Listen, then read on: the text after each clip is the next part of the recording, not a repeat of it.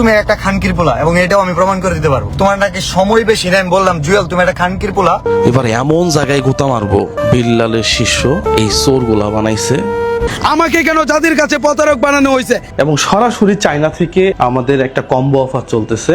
Bra ব্যবসা, condom ব্যবসা তুই করতেছস, এখন দেখছস ব্যবসার চুদলিং পং হয়ে গেছে, এখন তুই ধরছ বিলালে বেশি লাগছস। এই বাংলাদেশে ভালো মানুষের ভাত নাই।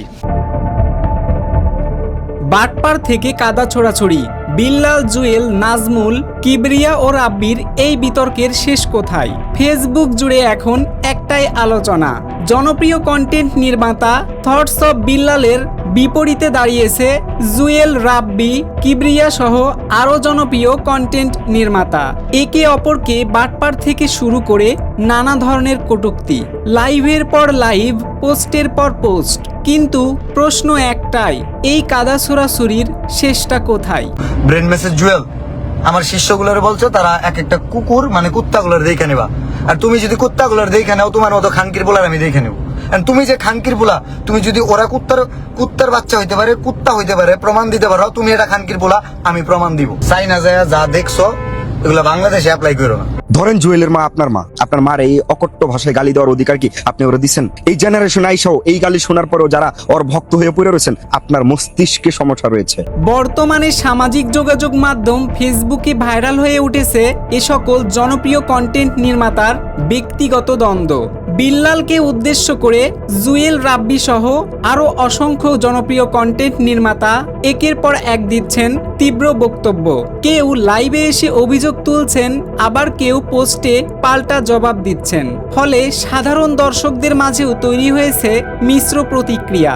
অনেকেই বলছেন এভাবে প্রকাশ্যে অপমান আর কাদা ছড়াছড়ি সামাজিক পরিবেশ নষ্ট করছে। আবার কেউ কেউ পুরো বিষয়টাকে দেখছেন শুধুই ভাইরাল হওয়ার প্রতিযোগিতা হিসেবে। দিন যত যাচ্ছে বিতর্ক যেন আরো বাড়ছেই। বন্ধুত্ব থেকে শত্রুতা, সম্মান থেকে অপমান, সবকিছু এখন প্রকাশ্যে সোশ্যাল মিডিয়ার ময়দানে। তুই টাকা তোর কাছে রাখছিস কেন? বললাম তো, টাকা যদি আবু সাইদের কাছে না যায় তাহলে এই কুত্তাগুলার আমি জুয়েল দেখবো। আগামী 6 ঘন্টার মধ্যে যে টাকাগুলো আছে প্রত্যেকটাই মসজিদে যাবে। ভয়েস অফ সাইদ ভাই দুনিয়া থেকে বিদায় নিয়েছে, আল্লাহ তাকে বেহেশত দান করুক। প্রত্যেকটা মানুষ সাইদ ভাইয়ের জন্য যখন একটা একটা করে টাকা উঠাচ্ছিলাম, তখন আপনি কোথায় ছিলেন? আপনি কেউ চায়নাতে গিয়ে নোংরামি করেছেন। আমাকে কেন যাদের কাছে প্রতারক বানানো হয়েছে এগুলোর উত্তর চাই। আপনি হয়তো জানেন না এই টাকা কিসের।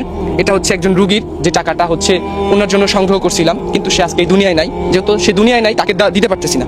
এই জন্য আমাদের এলাকার যে আজকে এই মসজিদের এরকম অবস্থা, নামাজ পড়তে পারি না, এই জন্য এই টাকাটা এই মসজিদের জন্য দিতেছি।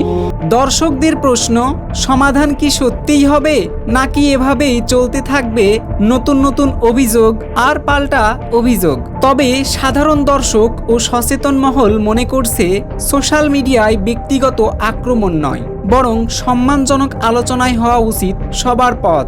এখন দেখার বিষয় এই ভাইরাল বিতর্কের শেষ কোথায় গিয়ে দাঁড়ায়। তবে এ সকল জনপ্রিয় কন্টেন্ট নির্মাতাদের রয়েছে প্রচুর পরিমাণে ফ্যান ফলোয়ার্স। তারা যখনই কোনো কন্টেন্ট ফেসবুকে পোস্ট করছে, তখনই তাদের দর্শক সেটাকে পজিটিভ হিসেবে নিচ্ছে। একই দর্শক একে অপরকে নানাভাবে কটূক্তি ও মন্তব্য করে বেড়াচ্ছে কমেন্ট বক্সে।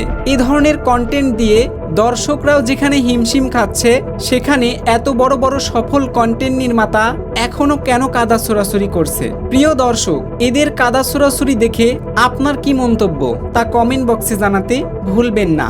এ ধরনের আপডেট পেতে আমাদের সঙ্গেই থাকুন। মোহাম্মদ আকাশ ইসলাম, লোকাল নিউজ, বাংলাদেশ।